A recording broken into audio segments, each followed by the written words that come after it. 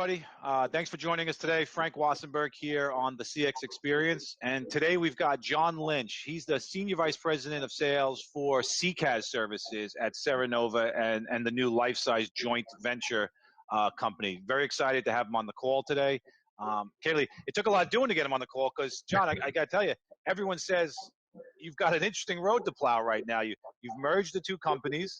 You've got a pandemic that's in the middle of the merger, or right at the close of the merger, and you've got more than your fair share of balls in the air right now. So I can imagine you're quite busy. So thanks for joining us.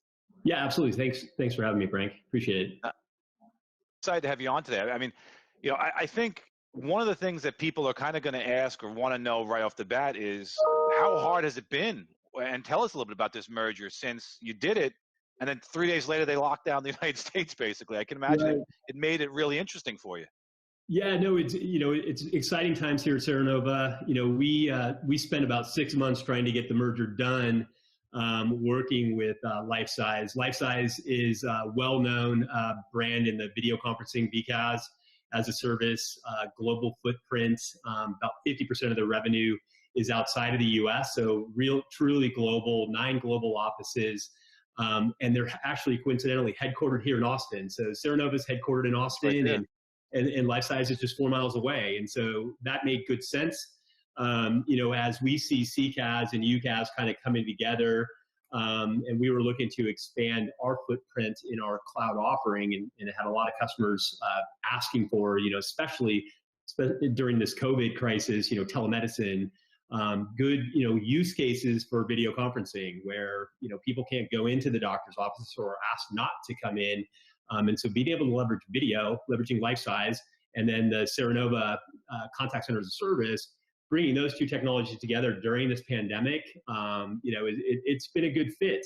And to your point, Lifesize and Serenova, about the same size, but we double in revenue, double in engineering capacity, we'll be about 450, 500 employees globally. And the Serenova value proposition has been the ability to scale up within Amazon's public cloud and then scale out globally. And not only are we in Amazon, but the Lifesize video conferencing solution is in Amazon as well. So infrastructure synergies to boot. So it's been exciting. And to your point, in this pandemic, while video conferencing is exploding and work from home, contact center kind of helping our customers enable that work from home is exploding, and we're having to be responsive. We're trying to bring these two companies together remotely, but things are going well and progressing nicely. Yeah, I can imagine what a use case testament for the technology, right? Merging the two companies, using the technology, trying to get everyone on the same page right now has got to be a real challenge. I can imagine you probably sneaking away to get on that surfboard in the back of you as much as you possibly can if there was a chance to. Get out of the house a little bit right now if you could, right? Exactly. So you're down in Austin now. The team's down there right now. You've probably had some senior leadership meetings, obviously, during the pandemic. You're trying to get everyone together. The pandemic, like it is a good use case for the technology, the Lifesize and the contact center. Are you seeing already examples in which you guys have said, this merger makes sense? It's giving us tremendous differentiation in the market already from the people that we're seeing because we're combining a CCaaS and a video conferencing supplier. Is there some sort of really planned or unplanned synergistic value that you're seeing? Yeah, it was absolutely planned. And again, as I'd mentioned, true use cases that we had been seeing over the last few years of video conferencing within the contact center. Now, a lot of people would say, I don't want my customers to see my agents. But you think of, telemedicine is exploding even before the pandemic. I mean, obviously now it's prevalent globally.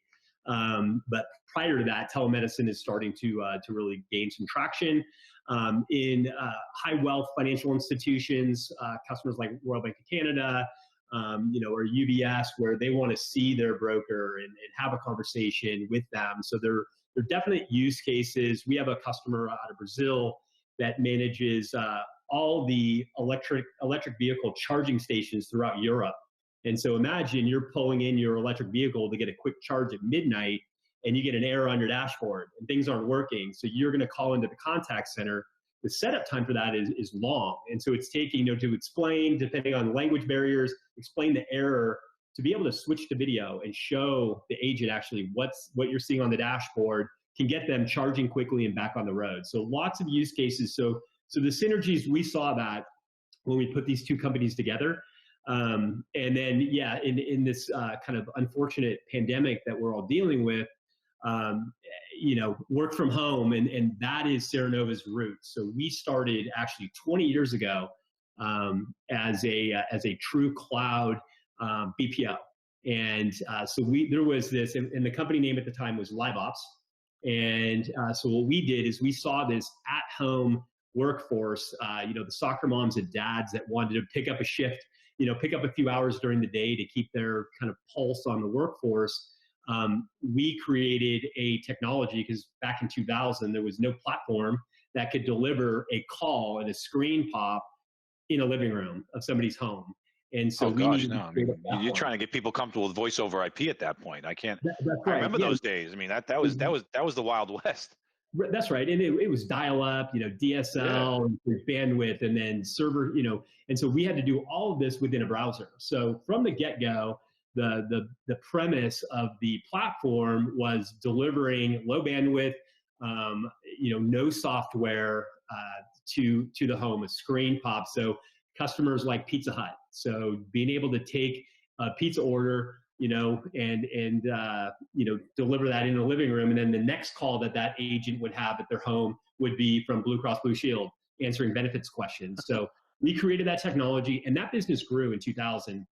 And again, it was true cloud, and that BPO side of the business, selling kind of that outsourced agent model grew. But then our enterprise customers like Blue Cross came to us, said, hey, we've got a lot of employees that want to work from home. Can we use your platform? And so we started selling the platform, so just the technology itself. So you had two business units under the LiveOps umbrella. And about 6 years ago, the board looked at themselves and said, hey, we've got an identity crisis. Are we a BPO or are we a technology company? And so they made the decision to divest one of the business units, and Marlin Equity, about 4.5 years ago, $6.5 billion private equity firm out of Manhattan Beach, Los Angeles, carved out and bought the platform technology. We relocated to Austin, Texas, and stood up and rebranded as Serenova. And so we have been selling, again, this true cloud, web-based, no software to download technology that is very mature. And kind of our differentiator and what sets us apart is our ability to, deliver, kind of the quality, zero footprint, to scale. So scale up to thousands of agents and then scale out. So now in this pandemic, work from home, that's the new normal. And so for us, we've been doing it for 20 years. And so all you need is a login, a password, and you can become an agent. If you have a Chromebook, you can become an agent. You could work from home, or, when kind of this gets behind us, you could work from a Starbucks and be an agent. So that's the beauty of it. And not just here in the US, really, but anywhere in the world. So we can spin up and deliver calls anywhere in the world and have agents taking calls and expand. So this pandemic is really, testing the power of our ability to turn up quickly and turn up agents anywhere in the world. And so you've got to have a significant scaling issue. I mean, like the fact that you're on AWS is tremendous for you, because that offers you kind of an instance flexibility right now. But the demand for that, hey, we've gone from all the agents here to all the agents everywhere, and maybe we're diversifying where they're coming in from and how they're coming into us. Has it presented any scaling issues to you, or are you guys, no problem, we've got it covered, we're easily handled? Yeah, sure. So, DevOps is busy, and this is on the Lifesize side as well. And so testing there as well. So auto scaling, being in different regions all over the world, we saw, Amazon was being tested.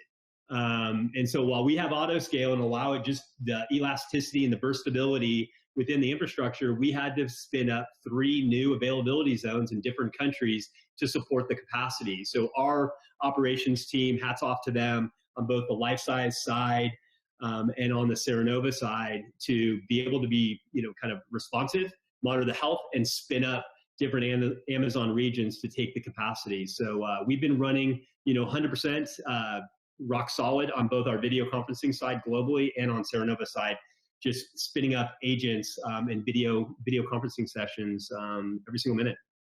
It's funny, you get to the point now where if you ever wanted a fire test for as a service solution providers, this is truly an as a service solution provider test, because you take a 9/11, you take a Sandy, which I've mentioned in the past, finite windows of time in which at home or we couldn't get to the disaster recovery place. In fact, I've heard stories of December, May 1st, December to 2021, late 2021, where you could be in this kind of a social distancing kind of a thing. So it's actually really interesting when you look at the fire test that's going on right now for scalability, flexibility, using the technology to its fullest, delivering applications in real time, delivering updates to the platform in real time, all to at-home users. It's tremendous. Yeah, no, absolutely. And then, what we've seen is, we're selling in this contact center space. So, the Gartners, the Forresters that track it, the total addressable market globally is about 30 billion. And it's only about 10% penetrated. So there's been growth. And obviously now the adoption of cloud in the contact center is picking up steam. But now, with business continuity and, you've had these premise customers that are sitting on Avaya, legacy Avaya, or sitting on Cisco, or sitting on Mitel, scrambling to, how are we going to get these agents, to work from home immediately? And so turning to cloud contact center vendors like Serenova to spin up quickly. And so we offered, and we still have an offer out there now, a rapid response program to help within 48 hours bring agents and bring the contact centers live from home and guaranteed within 48 hours. And we've done this, many, many times. We've got a good kind of motion to work with these IT organizations, to spin up these agents. And obviously, speed is important, but then security is important, the training, ease of use, all the things that go with being able to turn on an agent within 48 hours. But large, the top healthcare company here in the US, large Avaya install base, called us on a Friday and said, we have 1,000 agents we need to spin up by Monday. Can you do that? And so, no problem. So, to your point, not just testing the infrastructure, but testing our ability to truly deploy quickly, rapidly to 1,000 agents. And we were up for the task. And so that night, we created a tenant. We were testing with their IT organization that evening. We kind of cleaned up some flows with them. On Saturday, did some agent testing on Sunday, and we spun up 1,000 agents working from home for them.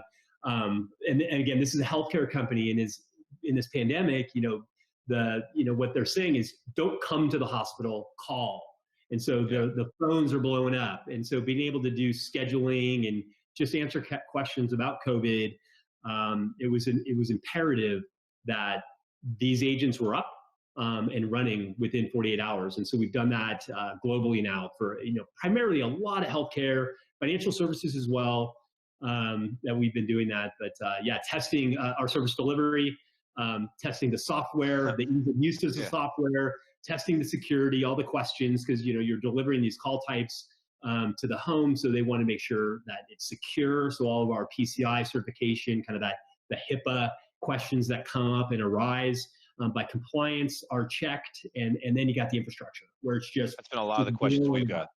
Yeah, that's a lot of the questions we've gotten, is that how do I get my guys to be compliant while they're at home? How do I get my guys so that we're not handling information sensitive on the same laptop that their kids play Fortnite on? How do we do that? That's right. Exactly. And again, back to our heritage, our roots as a BPO, we've been doing this. Work from home is what we've been doing for 20 years. And so this is second nature for us. And so now being tested, to help keep the world working, and help facilitate business continuity, while it's, it's bittersweet, it's exciting for us because it really allows us to prove ourselves and show the world that we have a technology that's proven, that's stable, that's secure, that's globally resilient and can scale out globally. And so many use cases, and really, really proud of our team, engineering, operations, service delivery, support, to really help kind of facilitate, and again, in the spirit of keeping the world working.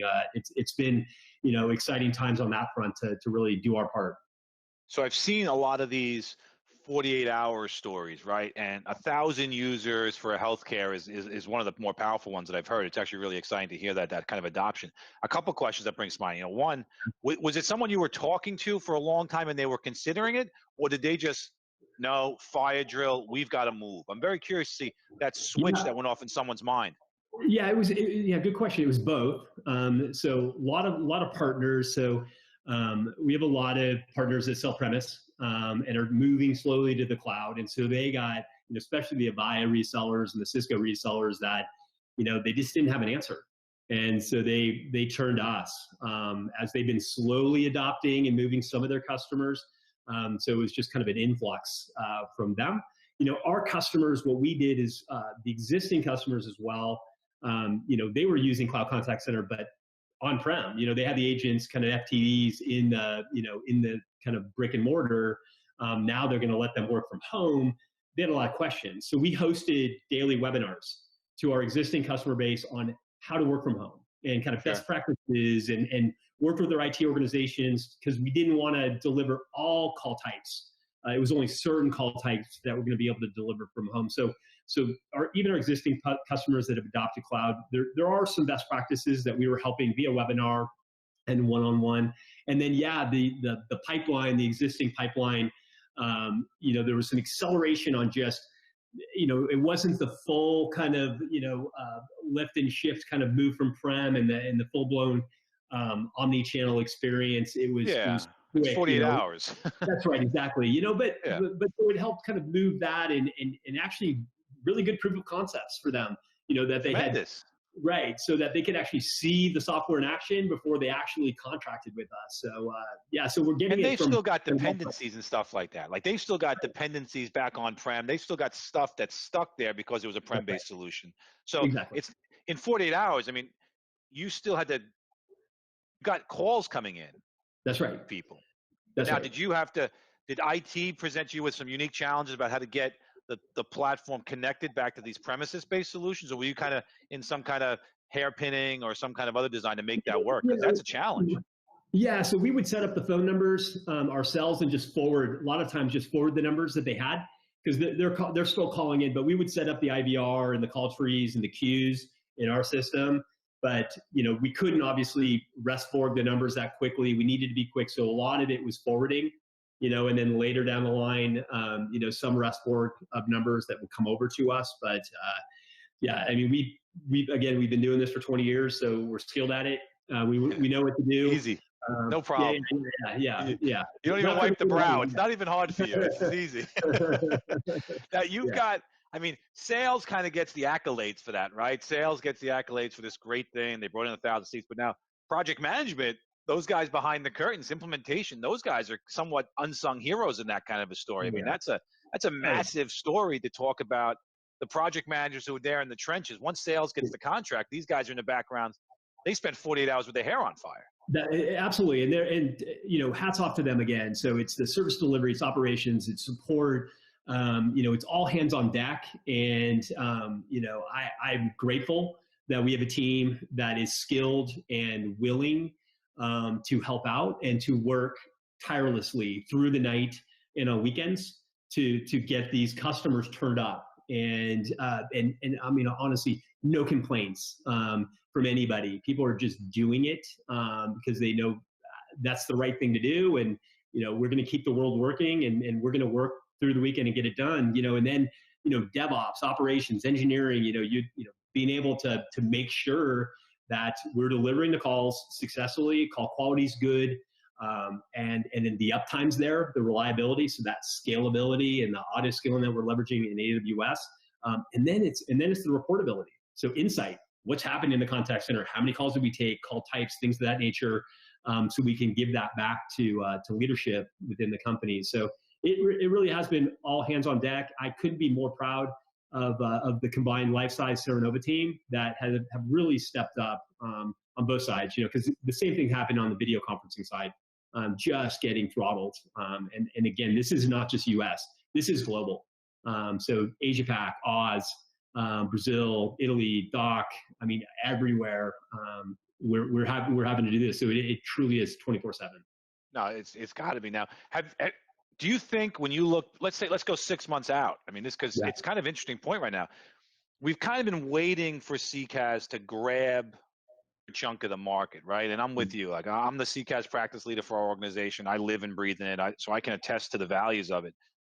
But I do feel like we're still kind of in a time warp here when hosted VoIP was trying to get going, and we're waiting for some sort of inflection point. If you go 6 months to a year in the future, do you think this has the potential to be the inflection point that CCaaS became mainstream, or do you think it's people like hugging servers more now?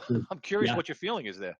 Yeah, I mean, our feeling is, when we get through this, and we will, that what's gonna happen when the boardrooms reconvene and the leadership reconvenes and kind of debriefs on what happened and how did we perform and what did we do.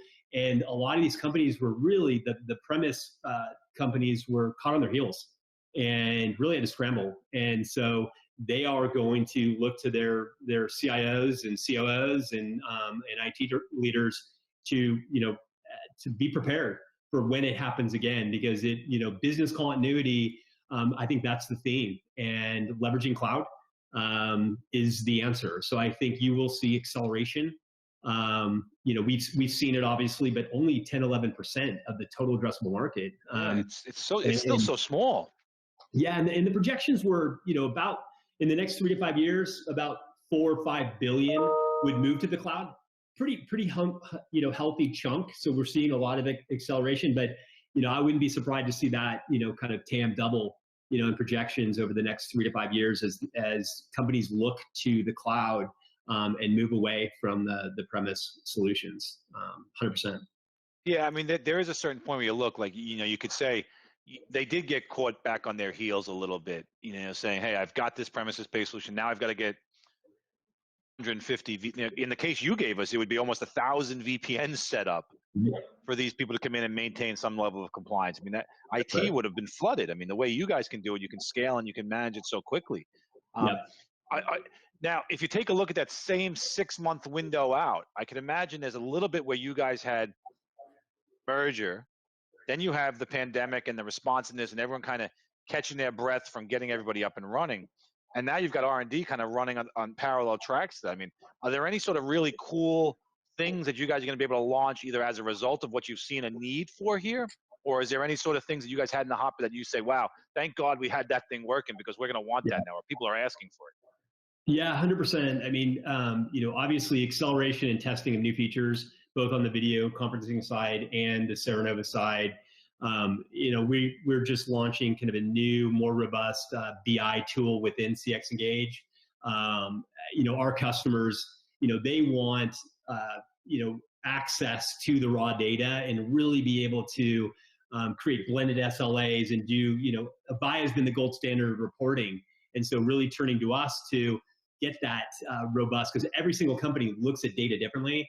And so we've got a new, we've had a good and robust BI tool within CX Engage, but we really upped the game with a new tool that is giving direct SQL access to the data, so that our customers are empowered now to write their own data queries and query That's great. So versus having to train them on it, or us having to build reports, or them not being able to put together the data the way they want to. So excited about that. We also kind of right before this pandemic, right before the announcement of the Lifesize merger, we had been negotiating with Lifesize and working on that merger, that acquisition, and we acquired a workforce management company out of Sweden, and so ProScheduler. So we feel workforce management. If you're Tremendous. a contact center, if you're a contact center over 50 seats, you need WFM. And so we felt, we had to have that native to the platform, while we still have great relationships with Calabrio and with Verint that do awesome jobs, advanced quality management, and really great global kind of hosted workforce management. We felt, we needed to have this native. So we did this acquisition. And so we're integrating that now. So we'll launch that, soon. And then as well, with the Lifesize merger, we've been working on putting video native to our stack in CX Engage. And so now that's being tested. You guys are juggling, man.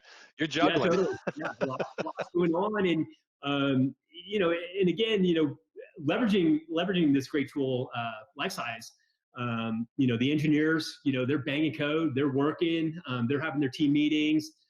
This is the new normal. And so work from home, we're productive. We're actually getting stuff done. And, I think, you work from home, I think we're working longer. You're getting up and you're getting on video and you're having meetings and you're actually seeing, like we're conversing today, and people are used to it. And I'm amazed on how productive our company globally and bringing the teams together that we've been. I mean, it's exciting. It is. I've done more video calls in the last, obviously, 3 to 4 weeks than I've ever done in my life. And calls that it's very weird. It's a mental thing. You talk about herd immunity, but there's a herd mentality too here, where calls that I did for years on audio, right, weekly calls, are now instantly switched to video. Like everyone just is looking for that human contact. They're looking for that. I need to speak to somebody. I need to talk. I want to see you. I need to feel. I need to see who you are. It's kind of interesting how that works. I mean, literally, calls instantly turn to video. Absolutely. Yeah. What do you think? Go ahead. I'm interested here. Yeah, I was going to say, the other thing that's kind of been tested, on the Lifesize side in video is security. And so I think you've seen, one of our competitors, there's been a lot of hacking going on and some security issues with that, with their technology that they're, scrambling to catch up and kind of shore things up. Lifesize has been selling into the enterprise globally. And so security's always been top of mind for the video solution. And so that's been tested as well. And so being able to kind of come out of this, saying, hey, we stood up to the security, because same on the Serenova side, our customers, when you're talking PII data or you're in another region, you're in the UK or in EMEA, GDPR compliance, all the data having to stay in region, security top of mind on both sides of the house, Lifesize and Serenova, is being tested.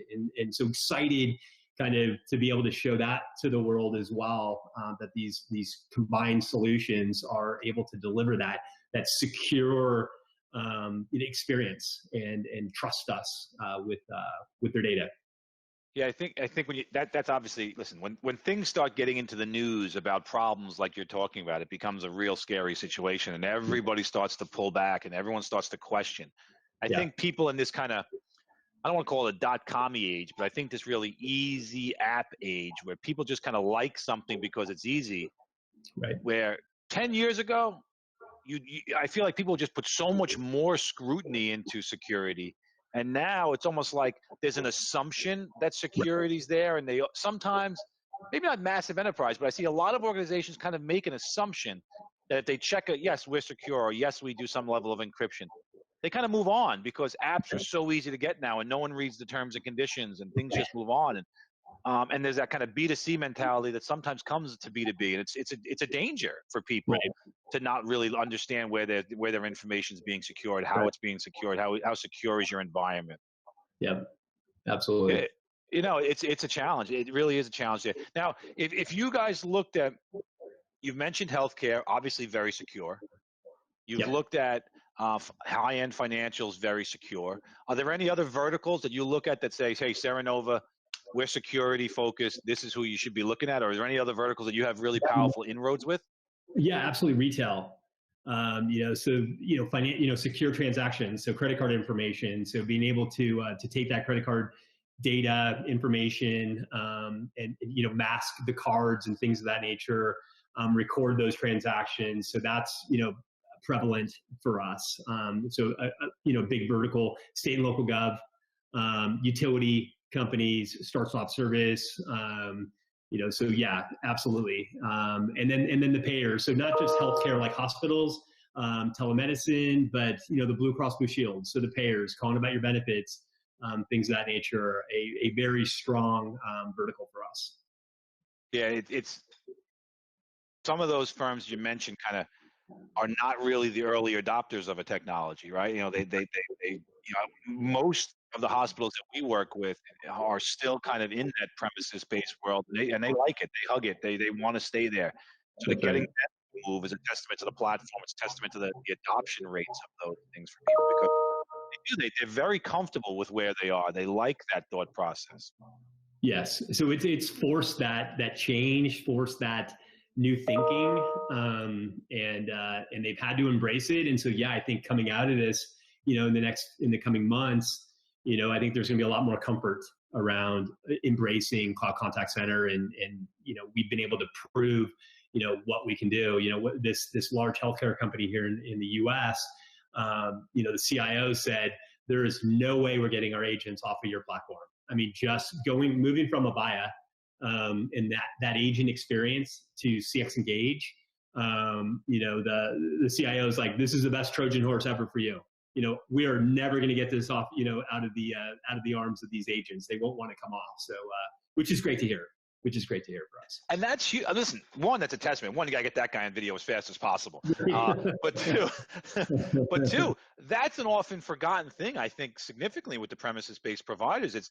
They all talk about ease of use, ease of functionality, scalability, blah, blah, blah. But that agent experience I've seen with CCaaS as a whole, there's a particular focus on it where people really do enjoy using the as a service based platform. And when I looked at your platform, it just is very easy to use. The screen presentation is very simple. It's not clicking through things. It's not menu driven. It's all right there. It's very simple for people to use. And once agents get more comfortable with the platform, they're just better.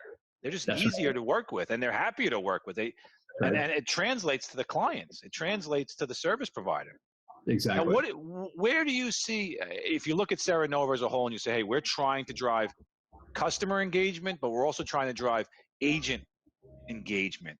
That's right. I know gamification is obviously the thing that people talk about, but what do you guys see as an underlying philosophy for driving agent engagement? You mentioned best practices for working at home before, but where do you see kind of best practices for getting your agent engaged? Yeah, I mean, so we have gamification in the platform, so absolutely, we see that as a necessity for that. But the ease of use, and then a lot of our tight integrations, managed package into CRM like Zendesk, like Salesforce, and so that tight integration that they're seamlessly working within their kind of their CRM or their desktop. So yeah, I mean, obviously, ease of use and gamification has been a focus for us as well. We are true kind of omni-channel, and so the need and the customers want to communicate with the vendor their way. So what channel they come in on? So am I coming in on email? We give the agent the ability to switch somebody from, very seamlessly from email to chat to maybe SMS, click to a video, or write to a voice call. And so it's the same agent, same experience, and that seamless conversational continuity. Each way through, no rechanging it, no explanation changing it, no agent shift, no media, just right through, same agent, different medias. Yeah, so great customer experience, and the agent's able to be empowered to converse and escalate that call as need be, to give the customer back that great customer experience. And so that's been very powerful for us, and again, kind of in that spirit of conversational continuity, where you're not bouncing around and you have to re-educate them on why you called in. It's just the agent trying to solve the problem very quickly, and giving that agent that power to do that via a myriad of channels. And we're getting ready to launch a survey in the next couple hours. Hopefully, I can get it out. And one of the things I'm curious about, kind of in line with what we talked about earlier, is: are you seeing platform-wide? Obviously, I don't expect you to have the answer to this now, but I'd be curious to see what your kind of platform-wide statistics would show, people are craving kind of human contact now. Are you seeing an increase in voice traffic across the platform? Are you seeing an increase in chat? Or is one taking over the other, where people just on their computers, they want to get things done faster? Or no, they've actually shifted more towards voice communication. Call volumes have gone through the roof. I'm very curious to see what providers will come back with. Yeah, I've been in this space in the contact center space for, almost 20 years. And, I've heard, back in my days at Nuance, we were doing self-service,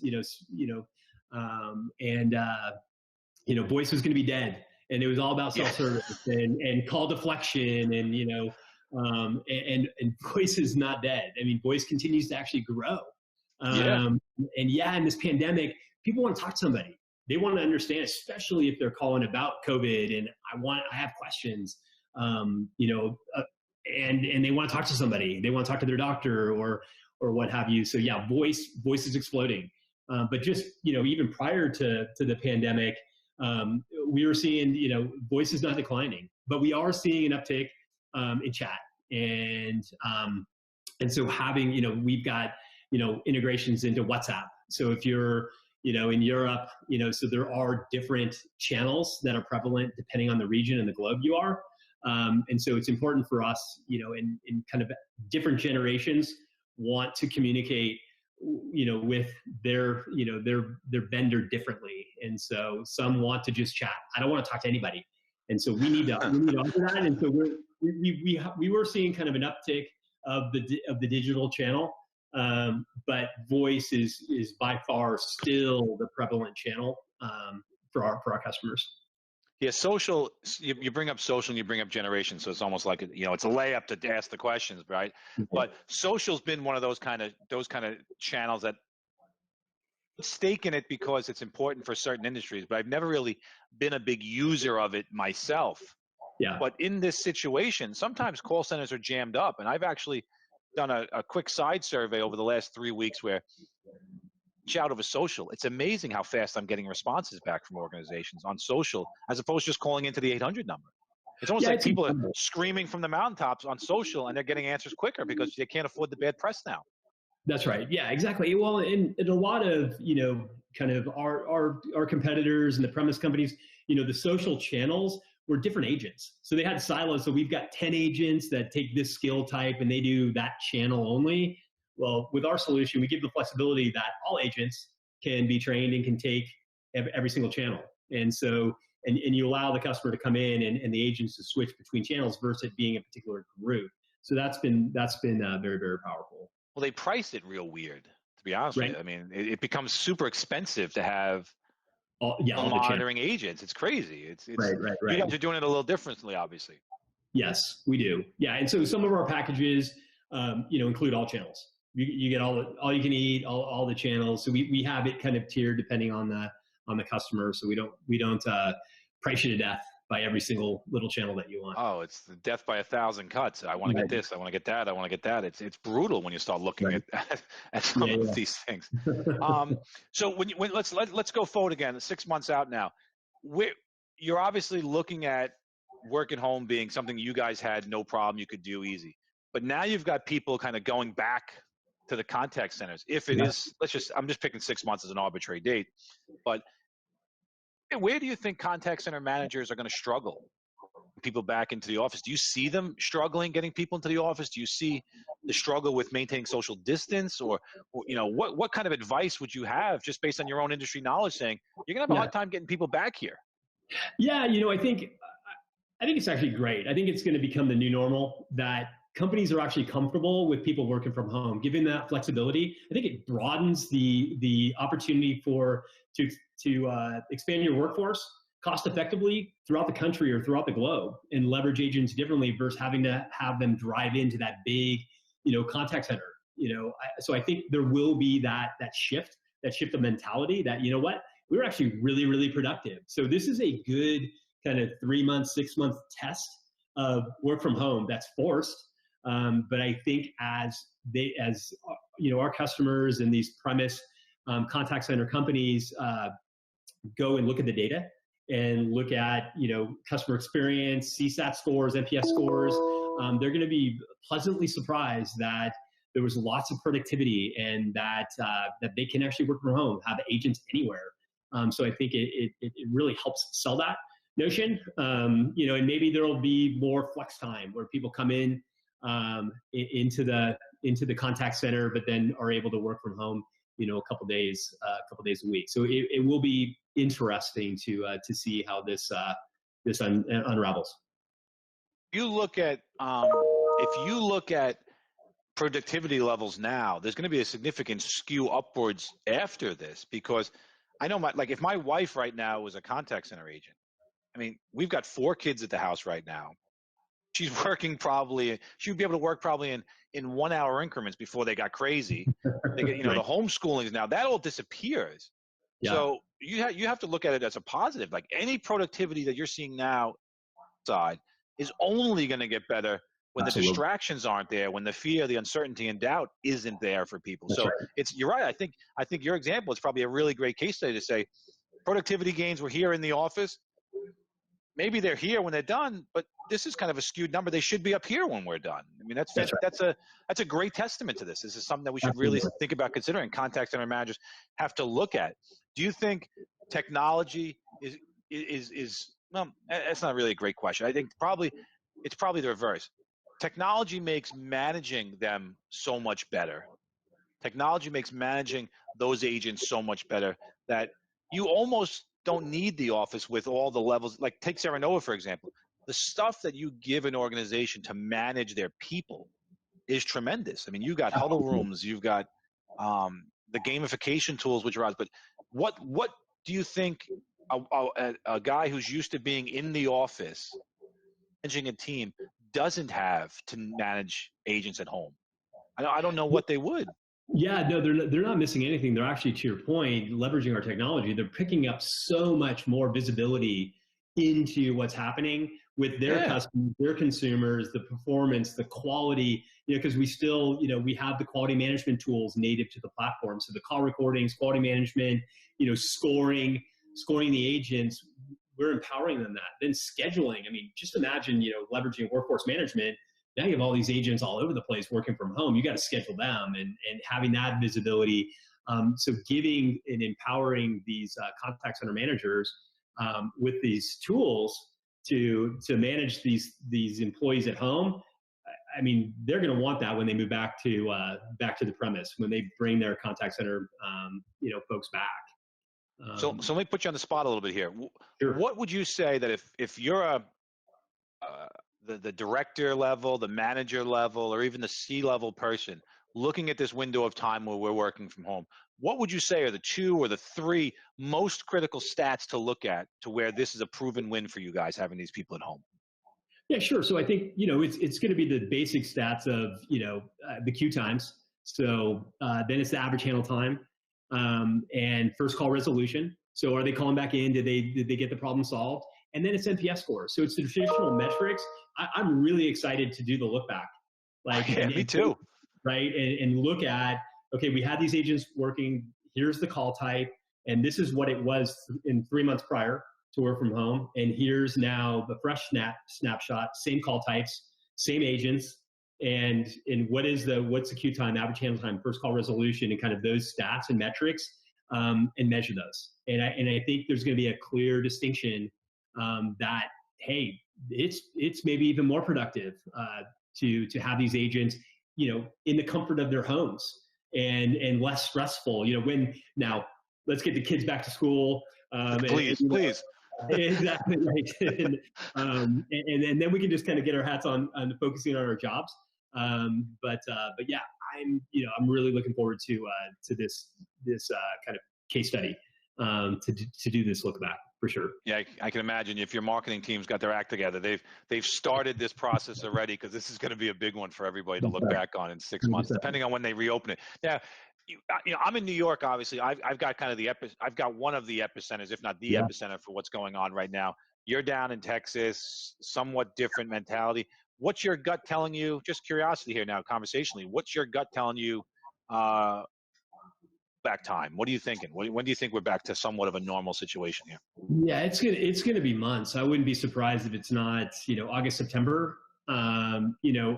Watching, Governor Cuomo, kind of every night. He's done great, wasn't he? He's done great. Yeah, he's awesome. And, his brother's got the virus and now his brother's wife has the virus. And so it's kind of hitting home for him. I think he's dealing with it magically, man. Yeah, I think the tri-state has done a phenomenal job. And I like kind of and same with our governor, kind of leaning in and, really kind of that lockdown. But, I think we're going to be a little err on the side of conservative. But I think we're looking at months. We're going to be doing this for months. But our governor's starting to talk about, opening up and how do we open up? Because there's a lot of questions on when and how. But yeah, I think we're going to be doing this through the summer. Unfortunately. Do you see yourself going to a baseball game? Yeah, so been watching the news on that, and I know love to maybe having baseball without the fans. I think the players union is getting together with the owners and talking about how they monetize it, because without the fans, I think the players make less money. And oh darn. Yeah, exactly. So I think it would be great if they could potentially be tested and they know that they're safe, that we can actually watch some baseball. I think that would be good for the world. I thought Fauci had a kind of an interesting layout of it. It was almost crazy when he talked about football. It's like, get football going, put them in hotels. They stay in the hotels. We test them regularly, and that's where they're going to live. And they can have their football season. No fans, because I'm not going to a football game or a baseball game right now. I mean, you wouldn't get me with. It just seems crazy. No, I don't want to go. But I'd be interested to see what. It's different sides of the country where your thought process is on this. It seems pretty universal, and everyone's saying, no, I'm comfortable waiting this out. As long as Costco doesn't run out of cereal for the kids, I'm comfortable doing this, right? Yeah. And you've got a 9-year-old at home, so how's he dealing with it? Is he missing? Is he going crazy, missing everything? Yeah, he's doing video conferencing with his friends. And so we're letting him, he's loving Lifesize, and so we're letting him use the tool. And he's a big golfer. Of being the SVP, I love that. He's a big golfer, and so golf is we're blessed. It's still exercise, and it actually is. We're out there walking. The courses are monitoring social distancing, and the cups are inside. They're kind of inside out, if you will, so the balls don't go down into the cup. They kind of sit on top. Oh, really? Interesting. Yeah. So you just hit the flag stick. So there are certain things that they've been able to do, but we're out there. And so I'm out there with my son at night and we're walking. He just actually had his second hole-in-one as a 9-year-old on Friday. He had a 95-yard gap wedge and 3 bounces and went in the cup for his second hole-in-one. So his second hole-in-one at 9? Yeah. Yeah. Wow, so I'm happy that I got my second landing on the green at 43. I mean, that's the one at 9 is amazing. Yeah, it's cool. And, it's amazing. I've talked to a lot of people, there's no traffic now. So we do go out to the Costco's and go shopping. There's no traffic, and traffic here in Austin, like New York, it's horrible. And so there's no one on the roads. And then walking around the neighborhood, people sitting on their porches, I've seen neighbors I've never seen before, because, you're so used to people coming home, they put up the garage and they shut the garage and they go in their bubble and you get on the screen. So it's kind of like the 70s, right? Where it's just people outside and, it's actually, it's refreshing. So it's kind of nice to get back to that quality. We're spending more time and talking and playing games and keeping ourselves busy to get to know our families. So it's actually been, it's been really interesting. Kind of forcing this has been nice. I'm a Queens kid. I grew up in Queens, New York, and everybody sits on their front porch in Queens. Everyone kind of talks in Queens, and everyone you live for that all of a sudden you have 20 people in front of your house all talking, right? And so I redid my house a couple of years ago. I put a big stone front porch in the front. Everyone's kind of like, it's a huge waste of money, Frank. Put that in the backyard. I was like, no, I'm putting it in the front because I want to see everybody. And we're the same way now. We're out in front. We're sitting there. The kids are playing, sitting in the chairs, glass of lemonade or iced tea or something like that. And you see people walking that you've never seen before. There's people are 20 houses down. I don't even know who they are. And I'm like, who are you? Why are you on my block? And they're like, I live 20 houses that way. I'm like, oh, okay.